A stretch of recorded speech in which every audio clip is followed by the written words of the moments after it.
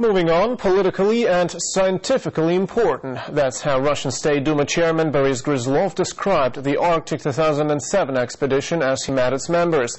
The mission was to examine the seabed of the North Pole. Mikhail Lebedev has this report. Meeting the heroes of our days and discussing their quest. That's what the chairman of the Russian State Duma, Boris Gryzlov, has been up to. Just days before the end of the summer holidays and before the Russian parliament gets back to work, he met members of the Arctic expedition, led by Artur Chelingarov, who is also a member of the Russian parliament. We've noticed that many countries began to speak about their priority towards the North Pole lately, but one still has to prove his priority. Therefore, your mission was not only of political significance that showed our leadership, but it also had major scientific meaning. Proving Russia's right to certain parts of the North Pole was one of the main objectives of this expedition. It was also an outstanding achievement of the mankind. For the first time in history, a manned deep-water submersible landed on the seabed at the top of the world.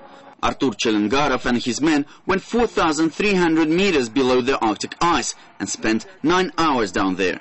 All this to get soil samples to see if this territory is a continuation of Russia's Lomonosov Ridge. And before surfacing, they placed a titanium Russian flag on the ocean floor.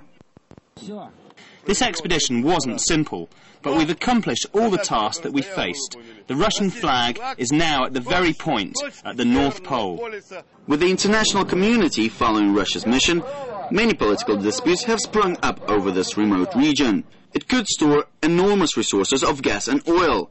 And it seems this North Pole dive has triggered a race for the Arctic, as Canada, Denmark and the United States are now also in a hurry to find their own way to the top of the world.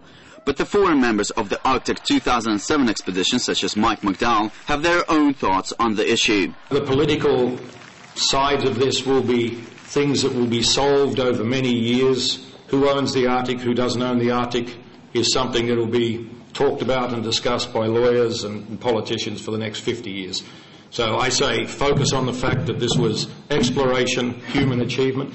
There is a Russian flag at the North Pole, as there should be. This was a great expedition.